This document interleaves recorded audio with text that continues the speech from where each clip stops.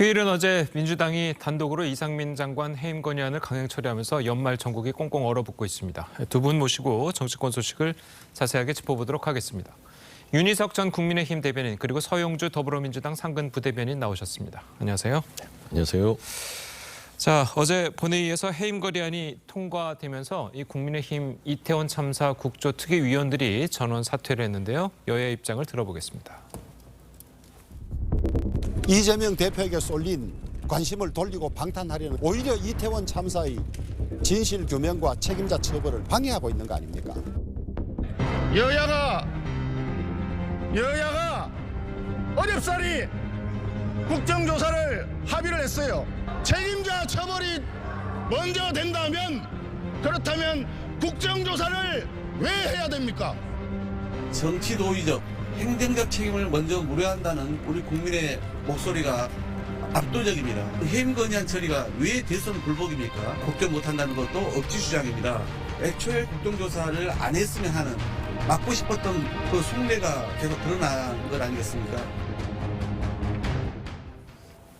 예, 이 박진 장관에 이어 윤석열 정부 들어서 두 번째 국무위원 해임 건의안이 국회를 통과됐습니다. 자, 그런데 여기서 좀 특이한 점이 휴일인 날에 이제 본회의를 열어서 해임 건의안을 단독으로 처리했다는 점이에요. 그 부분은 좀 어떻게 보셨습니까? 네, 이 공휴일에 본회의를 하려면은 별도의 또 의결을 해야 됩니다. 예. 어제도 별도로 의결을 해서 그 절차를 거친 다음에 해임 결의안을 표결을 했는데 이렇게 보면은 일요일 날 이 공휴일에 본회의를 열어서 뭔가를 할 때는 굉장히 시급한 상황, 예를 들어서 뭐 대북 결의안을 통과시킨다든지 예산안을 빨리 처리해야 된다든지 이럴 때만 했었던 상황인데 예. 어제 같은 경우는 그럼 왜 했느냐? 이 국무위원에 대한 해임 건의안은 발의된 지 72시간 안에 표결이 되지 않으면 자동으로 폐기가 됩니다. 그 시한이 어제 오후 2시였고 예. 그렇기 때문에 민주당 입장에서는 어제 무조건 2시 전까지는 통과를 시켜야 했기 때문에 일요일임에도 불구하고 별도 합의를 거쳐서까지 이렇게 무리하게 강행 처리했다 이렇게 봐야 되겠습니다. 예. 자, 방금 말씀하신 것처럼 이제 공휴일에 본회의를 열어서 안건을 처리하는 거는 대북 결의안이라든지 아니면 예산안을 시급하게 처리해야 되는지 뭐 이 정도 사안에서 그동안 있었던 일이었다고 이제 말씀을 주셨는데 자, 이상민 장관의 해임 건의안 처리가 그 정도로 시급한 일이었습니까? 매우 시급하죠. 지금 이제 유가족들이 유가족 협의체를 이제서야 구성이 됐죠. 사고가 난 지 한 달이 지났고요. 예. 이태원 참사라는 우리가 이제 이런 슬픔 앞에서 우리 국민들도 정말 말을 못해서 그렇지 너무나 힘들었습니다. 근데 정부의 대응 자체가 지금 한 40일 지나가고 있는데 이상민 장관을 지키기가 너무 도가 넘었다. 저희는 이제 이 해임 건의안을 하기 전에 이미 정부에서 이거는 뭐 법적 책임으로 물을 수는 없는 일이에요. 결국에는 이상민 장관이라는 분은 안전을 책임지는 이 대한민국의 안전주무부처 장관으로서 이미 이태원 참사가 발생하면 그게 법적 책임의 어떤 여부를 떠나서 정치적 도의적으로 사퇴를 함이 이미 맞았음에도 불구하고 본인이 이렇게까지 정쟁의 중간에서 나라를 혼란스럽게 할 필요가 있느냐라는 부분에 있어서는 오래 기다렸다. 오래 기다리고 그 결정을 대통령실에서 해주기를 바랬는데 결국에는 그게 국민의힘도 그럴 생각이 없고 대통령실도 그런 생각이 없기 때문에 결국에는 기다리다가 휴일에 어쩔 수 없이 해임 건의안을 가결시킬 수밖에 없었다라는 점을 좀 이해를 할 수밖에 없습니다. 국민들께서도. 근데 제일 아쉬운 것들은 이 이상민 장관 자체가 너무 아쉬워요. 정말 윤석열 대통령을 아끼고 측근이고 위한다면 벌써 그만뒀어야죠. 이분은 선출직이 아닙니다. 임명직이에요. 어떤 역할을 하고 임명을 했냐면 대한민국 국민의 안전을 본인이 나 대신 대통령 대신 행정안전부 장관으로서 지켜라. 하지만 그게 좀 다소 억울한 부분이 있다 하더라도 벌써 그만뒀어야 된다라는 점에서는 굉장히 여러 가지 국회 상황을 봤을 때도 아쉬움이 크다. 그런 말씀 드리고 싶습니다. 알겠습니다. 자, 그리고 민주당이 밀어붙인 해임 건의안 과연 윤석열 대통령이 받아들일지 그 여부도 이제 관심이 모아지고 있는데요. 자, 이거 관련해서 여야의 목소리를 한번 들어보도록 하겠습니다. 헌법이 규정한 국회의 요구를 무시해서는 안 될 것입니다. 이번은 더 사안의 엄중함을 감안했을 때 대통령께서 또다시 국회의 헌법이 보장한 이 그 권한을 또 책무를 거부하지는 못할 것이다. 거부해서는 안 될 것이다. 행안부 장관에 대한 해임 건의안은 명분도 없고 실효적이지도 않습니다. 또 왜 실효적이지 않느냐? 대통령이 받아들일 리가 없습니다. 즉각 거부권을 행사하실 것으로 우리들은 요청 드릴 거고요. 예, 지금 뭐 정진석 비대위원장이 대통령이 받아들일 리가 없다. 국회 차원에서도 받아들이지 말라고 요청할 것이다. 자, 이렇게 말을 했는데, 자, 그렇다면 그 사실 여당 일부에서도 대통령이 그 해임 건의안을 받아들이거나 아니면은 임명을 철회하기 전에 이상민 장관 스스로 좀 물러나야 되는 것 아니냐라는 목소리가 있기도 했었거든요. 처음에 이제 그런 얘기가 있었죠. 국민 감정상 그런 참사가 벌어진 직후에는 책임자에 대한 원성이 있을 수밖에 없고, 그런 차원에서 장관에 대해서 빨리 해임을 해라. 그런 요구가 있었던 건 사실인데, 대통령과 정부가 입장을 밝혔죠. 실체적인 진실 규명을 한 후에 책임 소재를 따져서 해임 여부에 대해서는 그때 판단하겠다. 그러기 위해서 수사에 진력을 하겠다. 그게 처음 입장이었고, 민주당에서 계속 그래서는 안 된다. 뭔가 국회 차원에서도 진실 규명에 일을 해야 되지 않느냐. 그래서 국정조사에 합의한 거 아니겠습니까? 40일이 지났습니다. 40일이 지났는데 이제 와서 해임 건의안을 무리하게 공휴일에 통과시켰다는 점을 보면, 방금 전에 소영주 부대변인께서 말씀하신 것처럼 많이 기다려서 그랬다기보다는 시점을 딱 보고 정치적인 공세, 정치적인 효과를 높이기 위해서 이 건의안을 이제서 처리했다고밖에 보이지 않고요. 예. 장관 한 명을 계속 그 자리에 두기 위해서 정부가 이렇게 무리하게 일을 한다? 전혀 합리적이지 않은 생각입니다. 그 이상민 장관 한 사람을 개인적으로 구하기 위해서, 지키기 위해서는 절대 아니고요. 말씀드린 것처럼 실체적인 진실 규명을 위해서는 해당 부처 주무장관이 자리에 있으면서 일을 수습하는 과정이 필요했기 때문에 지금까지 이상민 장관이 계속 일을 하고 있는 것이다. 이렇게 다시 한번 강조합니다. 알겠습니다. 자, 그런데 이제 아까 보신 것처럼 여당의 이제 정진석 비대위원장이 말한 것처럼 대통령이 그 박진 외교부 장관처럼 해임 건의안을 거부권 행사를 할 것이고 결국 받아들여지지 않을 것인데, 그것을 예상 못한 건 아니잖아요, 민주당이. 그러니까 이제 해임 건의란 자체는 아까 말씀한 대로 어떤 실리, 법적 강제성은 없습니다. 그러니까 입법부라는 것들이 기본적으로 가지고 있는 배경이 국민을 대의하는 기관이잖아요. 그리고 지금 유가족들이 이상민 장관의 파면을 요구하고 있고, 그러면 누군가가 정치에서는 그 역할을 해줘야 되죠. 그거를 대통령한테 건의를 하는 겁니다. 정치적 도의적 책임을 지라고 입법부에서 의결한 것이죠. 그러면 그거는 대통령께서 판단하는 겁니다. 두 가지가 있다고 봐요. 본인이, 그러니까 대통령실에서 대통령께서는 그래도 내가 아끼는 장관이기도 하고 이거 법적으로 책임질 일이 없는데 이거 너무 억울한 거 아니야? 라고 생각하실 수 있겠죠.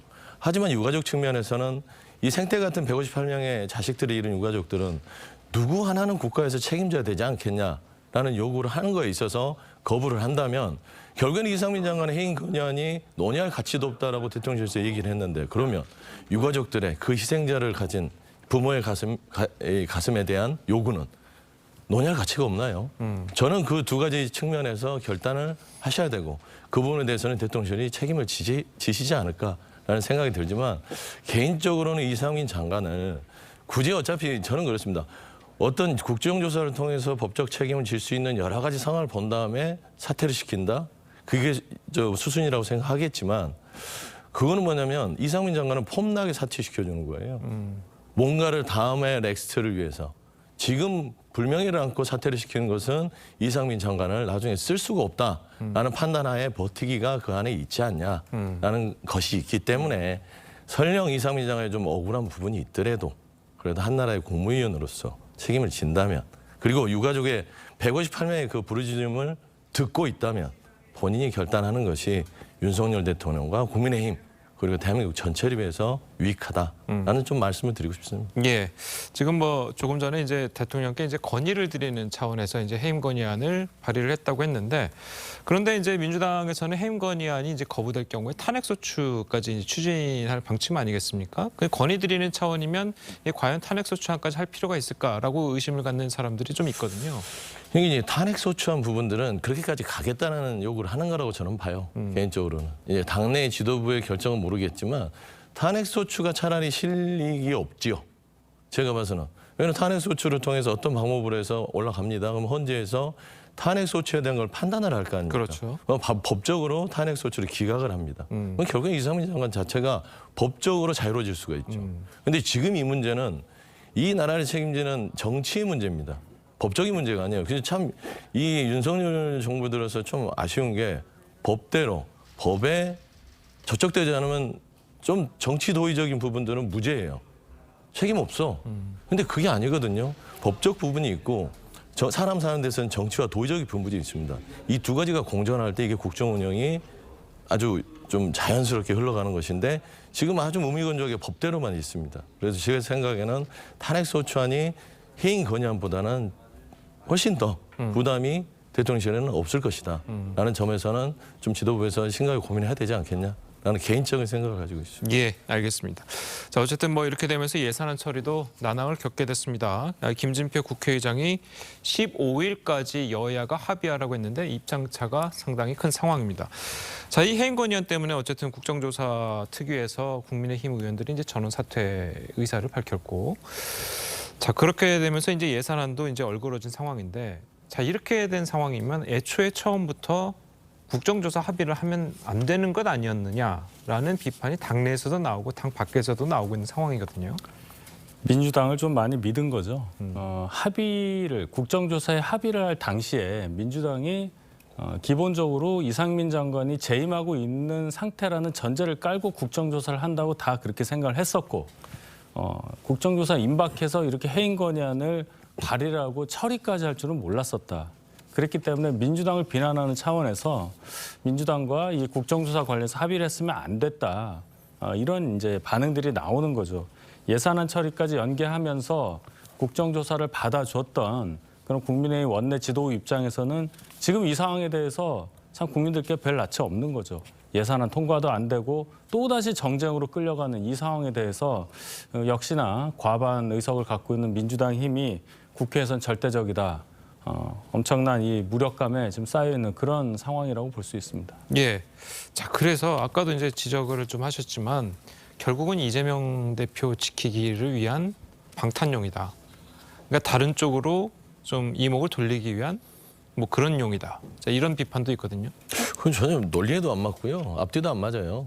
따지고 보면은 이거 이상민 장관 해임안을 건의한다고 해서 뭐 어차피 대통령에서 거부할 텐데 뭐 이게 반짝 이슈가 되겠습니까? 그런다고 해서 이재명 대표에 대한 검찰의 수사가 멈춥니까? 전혀 아니잖아요. 아예 다른 문제입니다. 해임 건의안을 결의했다고 그래서 이재명 대표의 수사가 멈추거나 이 이슈가 사라지거나 검찰에서 중단을 재판이 안 되지 않나. 전혀 그 아니기 때문에 결국에는 국민의힘이 결국 이상민 장관 지키려고 여러 가지 막 던지는 거예요. 앞뒤 맥락이 안 맞게. 저는 그런 부분에서는 전혀 사실과 다르다. 그리고 논리적으로도 맞지 않다라는 부분이고요. 저는 가장 아쉬운 게 그거였습니다. 권선동 전 원내대표께서 유가족 협의체 구성을 놓고 저는 그 속내라고 보는 거예요. 유가족들 그냥 이태원 참사가 부각되는 게 싫은 거예요. 국민의힘과 이 정부는. 그러니까 권선동 대표가 뭐라고 합니까? 유가족 협의체를 해서 생기면 돈을 빼돌리게 된다? 어떻게 그런 말을 할 수 있어요? 그런 것들이 속내가 드러나는 겁니다. 그다음에 전 대통령실에 있던 김성애 전 문화비서가 뭐라고 합니까? 자식들 놀러 가는 거 못 막은 당신들 책임인데 왜 우리 정부의 책임을 묻냐. 이런 인식 구조를 가지고 있었던 거예요, 국민의힘이. 그러니까 국정조사를 거부할 이유가 없어요. 해임 건의안은 해임 건의안대로 하고 국정조사는 진상규명과 책임자 처벌을 위해서 어떻게 해서든 간에 들어와서 하면 됩니다. 전혀 다른데 갑자기 왜 뜬금없이 이재명 대표를 끌어들여요. 전혀 안 맞잖아요. 저는 그런 의미에서는 좀 제발 좀 그 이태원 참사를 대하는 자세가 이거는 정쟁의 몫이 아니라 그냥 오롯이 그냥 진상규명과 책임자 처벌을 위해서 유가족 중심으로 돌아왔으면 좋겠다라는 말씀 좀 드리고 싶어요. 예. 말씀을 굉장히 헷갈리게 하시는데요. 해임 건의안을 발의한 시점을 말씀드리는 겁니다. 그렇게 유가족의 어떤 감정과 국민 감정을 생각해서 해임 건의안을 발의했다고 한다면 참사 직후에 했어야죠. 지금 40일이 지났지 않습니까? 국정조사 다 합의한 다음에 이렇게 하는 이유, 그동안에 이재명 대표와 관련한 수사에 대해서 얼마나 민주당에서 반발했어요. 정치적으로 다른 쪽을 얘기하면서 지금 위기에 빠져 있는 어떤 이슈에 대해서 국민적 관심을 낮추려는 그 의도에 대해서 의구심을 갖는 거는 당연하다고 봅니다. 아니 그러면 잠깐만요. 시점 얘기하시는데 그 시점이 그러면 11월부터 이재명 대표에 대한 최측근에 대한 수사가 시작됐어요. 구속시키고 뭐 기소하고 압수수색하고. 그러면 그때 또 해임 건의안을 발의했으면 방탄용이도 안 그랬을 것 같아요. 차라리 그때를 피해서 유가족들이 요구하는 그 시점에 유가족들이 어렵게 모여서 이상민 장관 파면해달라 할 때 그 얘기를 듣고 나서 지금 해임 건의안을 한 거. 그러면 이 시점이 어떤 게 옳을까요? 그래서 이건 논리가 방탄용과는 틀리다라는 말씀을 드립니다. 아니, 그 사이에 국정조사 합의를 해줬잖아요. 그러니까 그 합의가 없었으면은 지금 이 말씀이 설령 맞을 수도 있겠는데 국정조사를 합의했던 그 시점으로 돌아가 보면 이상민 장관을 해임하지 않은 상태에서 국정조사장에 출석시켜서 국정조사에 임하겠다 이렇게 보는 게 당연한 상식이겠죠. 그러니까 이 합의문을 보면 합의문의 전문을 보면 이상민 장관을 해임하지 않는다는 조건 없습니다. 그래 어떤 뉘앙스로 이상민 장관을 해임하지 않겠지라고 국민의힘이 민주당을 믿었다라고 얘기를 하시지만 이거는 말하자면 민주당 자체도 그러고 여야 정치판이 중요한 건 우리도 마음대로 할 수 있는 게 아니에요. 유족 중심주의죠. 유가족들이 그 기자회견을 통해서 계속적으로 요구하고 있습니다. 저희는 거기에 동의하는 거예요. 이상민 장관 파면시켜야 되는데 탄핵소추는 좀 힘들지만 그나마 법적 실효성이 없는 그래도 건의를 드리자 해서 해임 건의안을 추진했다라는 좀 말씀을 드리는데 이게 자꾸 국민의힘에서 방탄이다 어쩌다 이렇게 막 넣으면 이태원 참사에 대한 진실규명과 책임자 처벌이 너무 흐려질 수 있다. 좀 안 그랬으면 좋겠어요. 예. 그렇게 유가족 생각하시면서 서해 공무원 피살된 분의 유가족에 대해서는 왜 그렇게 야멸차게 했었는지에 대해서 한번 말씀을 듣고 싶은데 시간이 없군요. 예, 알겠습니다. 자, 뭐 이 이야기는 계속해서 저희가 계속 이어가도록 하고요. 다음 소식으로 한번 이야기 넘어가도록 하겠습니다. 연말이 가까워지면서 빠지지 않고 등장하는 게 이제 특별 사면 이야기입니다. 이명박 전 대통령과 김경수 전 경남지사의 특사 가능성이 거론되고 있는데요. 관련 이야기를 먼저 듣고 오시겠습니다. 우리 이명박 대통령님도 저는 빨리 석방되셔야 한다고 생각합니다. 그럼 뭐 20몇 년을 수감 생활을 하게 하는 건 안 맞지 않습니까? 과거의 전례에 비추어서라도. 그 둘 중에 한 명만 하게 되면 예. 그건 국민 분열 사면이 될 거고 아하. 두 사람을 같이 해주어서 국민 통합을 위해서는 검토할 때가 됐다. 사면만 해주고 복권을 해주지 않을 거면 예. 사면해줄 필요가 없죠. 하는 다 거군요. 같이 하는 거죠.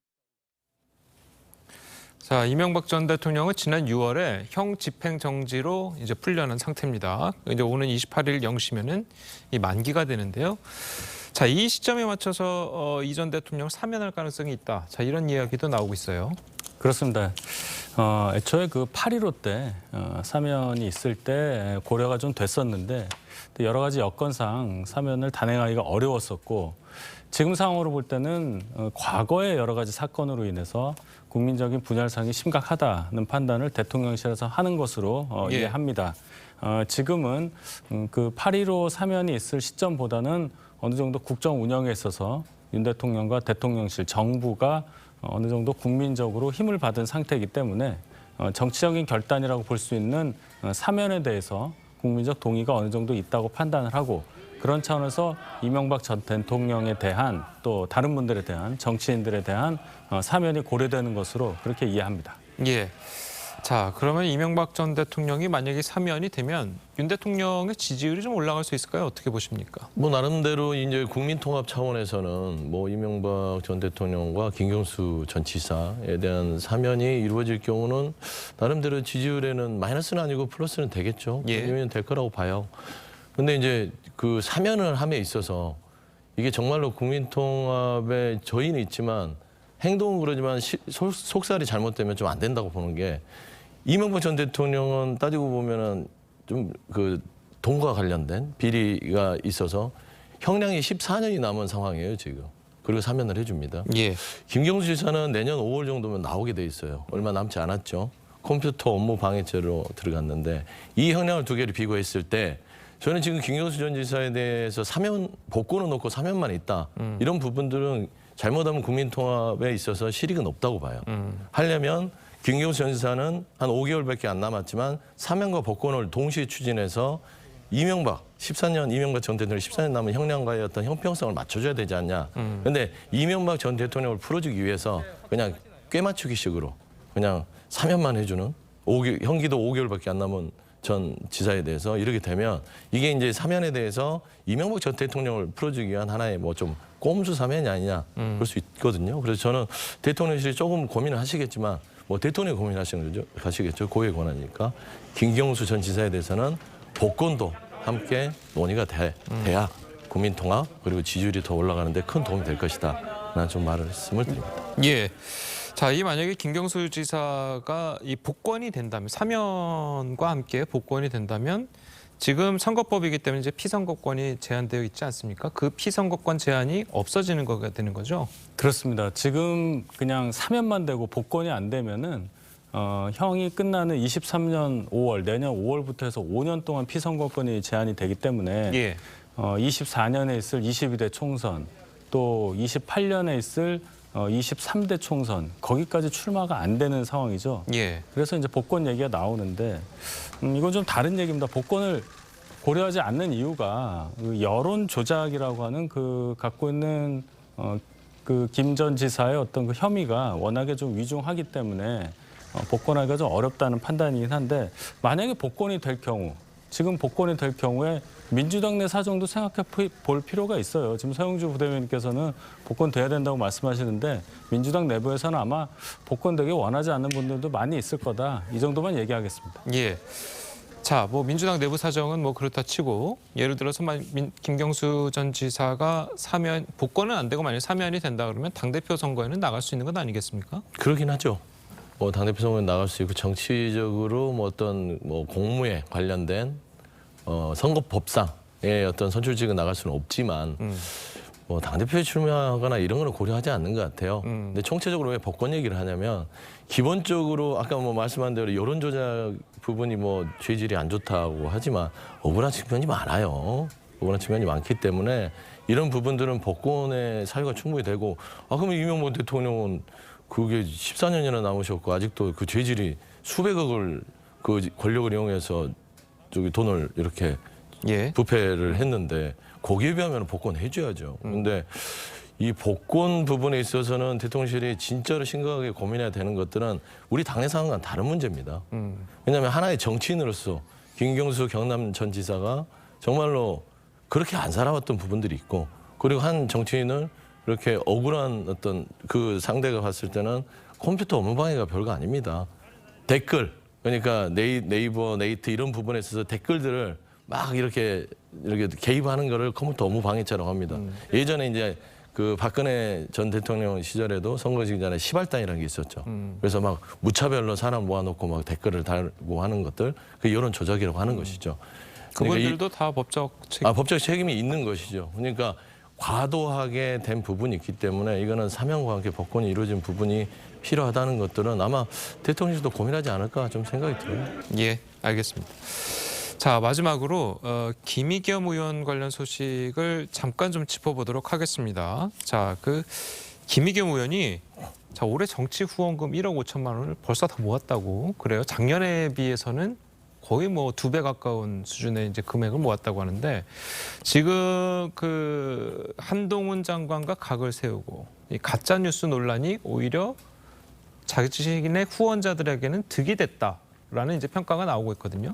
이 후원금 모금과 관련한 이 안타까운 역설인데요. 후원금이라는 것이 이 국회에서 의정활동 잘하니까 그걸 더 뒷받침해주기 위해서 국민 여러분들이 소액이지만 그쪽에다 주는 건데 이게 어떻게 보면은 유튜버들이 받는 어떤 슈퍼챗이라고 하죠. 그런 후원금과 성격이 비슷해지게 됐어요.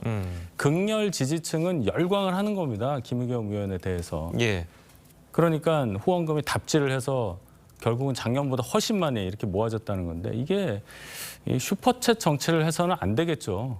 임기가 있으니까 뭐라고 할 수는 없겠지만 본인이 계속 여기에 이제 경도가 돼서 자꾸 이런 식으로만 정치를 하신다면 앞으로 정치 생명이 글쎄요 어느 정도 유지될지 저는 굉장히 의문이고 후원금의 액수를 가지고 국회의원의 어떤 의정 활동을 평가하는 그런 어떤 상황에 대해서도 저는 다른 판단이 있어야 된다 이렇게 생각합니다. 예, 민주당 내 분위기는 어떻습니까? 네, 저 동의하는 부분들은 그렇습니다. 그러니까 정치인의 후원금의 액수를 가지고 정치를 평가해서는 안 된다고 봐요. 예. 근데 이제 이게 후원금 자체가 슈퍼챗 형태로 치는 게 꽤 많아요. 어떤 법안에 대해서 반대 이익단체 쪽에서는 고마워서 후원하는 부분이 있고요. 뭐 예를 들면 예전에 그 뭐 소라넷 같은 거를 폐지시켰을 때 그런 거를 또 성과를 냈던 의원한테는 그 소라넷에 피해를 입었던 뭐 여성들에게서 막 이렇게 후원금이 답지를 합니다. 예. 아마 그런 부분인 것 같은데 일단은 뭐 김의겸 의원이 뭐 논란의 중심이 있다 보니까 이런 후원금의 어떤 뉴스에 나오는 것 같은데 저는 그렇습니다. 이런 후원금 자체가 정상적으로 의정 활동을 통해서 평가받는 후원금의 답지는 좋지만 어떤 슈퍼챗 형식의 후원금의 답지는 조금 지양되지 않을까 생각하고 있습니다. 김의겸 의원은 그러면 약간 슈퍼챗 형식의 그 후원금을 받았다라고 이제 보시는 건가요? 아무래도 이제 반대로 김의겸 의원이 하는 부분들에서 응원하는 사람들이 보내주는 것이죠. 그런데 이제 그 응원하는 부분들이 정말로 어떤 기분에 있어서의 응원인지 아니면 어떤 성과에 대해서 응원인지에 대해서는 조금은 뭐 검토를 해봐야 되지 않겠냐 생각이 듭니다. 예, 알겠습니다. 자, 오늘 두 분 말씀은 여기까지 듣겠습니다. 잘 들었습니다. 고맙습니다.